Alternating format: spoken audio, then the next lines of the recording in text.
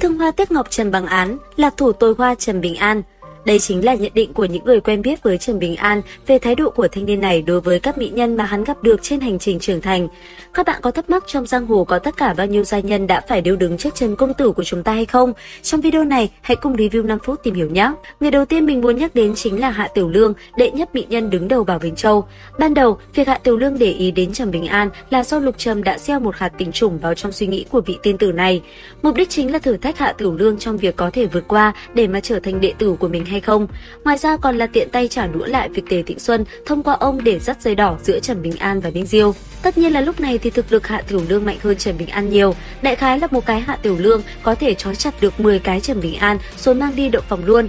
May là Lục Trầm đạo trưởng lên tiếng đúng lúc nên thanh niên Trần Bình An mới bảo toàn được danh tiết để mà đi đến gặp Ninh Diêu. Dù vậy, đến cuối cùng thì Hạ tiên tử vẫn quyết định ngày nào đó Trần Bình An mất mạng thì nàng sẽ cùng hắn làm minh hôn. Tiếp theo, người thứ hai cảm mến Trần Bình An chính là Quế phu nhân. Không biết có phải đã từng làm vợ người khác không, nhưng ai cũng gọi nàng là Quế phu nhân thì mình cũng phải gọi như vậy thôi. Trần Bình An gọi nàng là Quế Di, coi nàng như là bậc trưởng bối.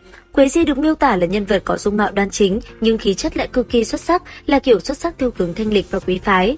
Vốn chân thân của nàng là cây quế trên thái âm tinh rơi xuống hạ giới sau trận chiếm vạn tộc lật đổ thiên đình, tu vi hiện tại đã là nguyên anh. Nàng bị chinh phục bởi nhân cách mị lực của Trần Bình An khi mà thanh niên này đứng ra giải mối nguy tại Giao Long Câu, coi như là lấy sức một người mà cứu lấy toàn bộ Quế Hoa đảo, nơi vừa là chân thân của Quế Di và cũng là phương tiện vận chuyển người và vật tư đi từ Lão Long Thành đến đảo Hùng Sơn. Nhưng chắc chắn là Trần Bình An đã giả vờ ngây ngốc, không hiểu chuyện tình cảm nam nữ khi mà Quế phu nhân chủ động ôm hắn. Tiếp theo chính là nữ tử kiếm tiên Tùy Hữu Biên, mỹ nhân số 1 Ngẫu Hoa Phúc Địa.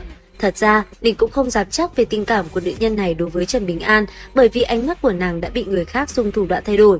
Trong mắt nàng thì dung mạo của Trần Bình An lại chính là dung mạo của sư phụ nàng, mà nàng trước đây lại là người yêu thầm sư phụ, thế nên mình không dám nói nhiều thêm về trường hợp này, chỉ có thể nói rằng tướng mạo của nàng ăn đứt Hạ Tiểu Lương, luôn tỏ ra ghê gớm, sắc sảo, nhưng thực chất lại là thiếu nữ ngây thơ. Với kinh nghiệm đối nhân xử thế của Trần Bình An vào lúc gặp được Tùy Hữu Biên thì có thể thoải mái lừa nàng làm vợ lẽ luôn cũng được. Gia nhân tiếp theo chính là nữ đế Diêu Cận Chi. Lúc gặp Trần Bình An thì nàng vẫn còn là cháu gái của Diêu lão tướng quân, vẫn chưa phải là nữ đế đâu. Trần Bình An vì báo đáp ân tình từ một cái lá hòe mà ra tay bảo vệ những người nhà họ Diêu này trước nguy cơ diệt tộc. Trong thời gian đó thì Cận Chi cô nương này cũng bị hấp dẫn bởi bản lãnh cũng như nhân cách mị lực của Trần công tử, thậm chí còn bày tỏ muốn cùng hắn lưu lạc giang hồ nữa cơ. Khoan đã, có ai thắc mắc nhân cách mị lực của Trần Bình An là cái món gì mà các cô nương dính chiêu nhiều như vậy không? Thực ra thì mình cũng không biết. Đạo hữu nào biết thì comment phía bên dưới cho mọi người cùng học hỏi để còn thoát ý nhé. Tiếp tục nào, ở trên có nữ đế rồi thì người tiếp theo là trưởng công chúa Lưu Trọng Nhuận, vốn là công chúa của một nước đã bị diệt đi trong lịch sử. Giờ đây, nàng đang làm đảo chủ của Châu Sai Đảo trong thư giản hồ. Vẫn như ở trên kia, trưởng công chúa cũng bị nhân cách mị lực của Trần tiên sinh hấp dẫn, nàng sẵn sàng lên giường nếu như Trần Bình An có thể đưa nàng cùng toàn bộ thế lực của nàng là Châu Sai Đảo rời khỏi thư giản hồ, tiến về phía đi Châu Động Thiên để định cư. May là Trần tiên sinh phản ứng nhanh nên chạy kịp, nếu không thì ánh mắt của hắn sẽ bị trưởng công chúa bóc tay mất thôi. Nạn nhân tiếp theo là một thiếu nữ ngây thơ tại Bắc Câu Lô Châu, nơi mà Trần Bình An lấy tên giả là Trần Hảo Nhân đến để du lịch. Nàng là Tùy Cảnh Trừng, bám theo Trần Bình An sau sự kiện anh hùng cứu mỹ nhân. Làm sao mà một thiếu nữ ngây thơ trong đầu để tưởng tượng về những chuyện giang hồ lãng mạn có thể thoát khỏi bóng lưng của Trần Hảo Nhân cơ chứ? Hắn có thực lực mạnh mẽ, làm người nho nhã lễ độ, kinh nghiệm giang hồ phong phú, đối nhân xử thế đúng mực. Kể cả Trần Bình An có từ chối hoặc là nói rõ ra là đã có người trong lòng rồi, thì thiếu nữ này vẫn không thể tự kiềm chế mà càng ưa thích nam nhân này thêm. Thân phận của nàng cũng không quá đặc biệt, chỉ là một nữ đệ tử nho nhỏ có sư phụ là kiếm tiên chiến lược hàng đầu tại Bắc Câu Lô Châu mà thôi. Nên sau vụ này thì Trần công tử phải cong đuôi chạy đến Kiếm Khí Trường Thành ngay để mà bảo vệ 3 cái chân của mình. Một thời gian sau thì Trần Hảo Nhân đã thành Trần ẩn quan của Kiếm Khí Trường Thành, ở quê vợ mà hắn cũng có thể tiếp tục gieo tương tư. Nạn nhân lần này là một vị tuyệt sắc nữ kiếm tiên, khí chất thanh lãnh mà thoát tục, trí tuệ lại cảm áp đảo dung mạo bản thân. Đó là nữ kiếm tiên La Chân Ý. Cô nương này được liệt kê vào thành phần gái cơ quan, cho nên Trần ẩn quan nhà chúng ta đối với nàng chỉ nói chuyện công việc, tuyệt đối không có bất cứ ý nghĩ dư thừa nào cả. Thế nhưng mà ai có thể chống lại được mị lực của nam nhân khi mà người ta hết sức chuyên chú vào công việc cơ chứ? Huống hồ, Kiếm Khí Trường Thành có thể chống cự man hoang vượt dự tính 3 năm, hoàn toàn là do năng lực trong công việc của vị Trần ẩn quan này. Đến cuối cùng thì phần tâm tư này bị giấu vào tận sâu trong đáy mắt của La Chân Ý. Nàng hy vọng nó sẽ vĩnh viễn bị trấn áp tại nơi đó, không thể bị lộ ra. Tiếp tục nạn nhân tiếp theo nào? Đây chính là sự tích về câu nói là thủ tôi hoa Trần Bình An. Khi còn chưa làm ẩn quan thì nam chính của chúng ta vẫn còn ra khỏi Trường Thành để mà giao chiến với yêu tộc. Có một lần, hắn đã bị ít nhất là 5 tên thiên tài kiếm tu của yêu tộc mai phục. Kết quả là tất cả các ngươi đã bị một mình ta bao vây. Khi lại xuất hiện trước mắt mọi người là cảnh Trần Bình An đang tóm cổ nữ kiếm tiên xinh đẹp duy nhất trong 5 người, rồi đấm không chừa phát nào. Chỉ bởi vì thanh bản mệnh phi kiếm của nàng có thần thông là sẽ biến hóa thành cực nhỏ dựa theo sự tăng trưởng về cảnh giới của nàng. Và chủ nhân của thanh kiếm chính là yêu tộc nữ kiếm tu Lưu Bạch, vì hận mà yêu Trần Bình An.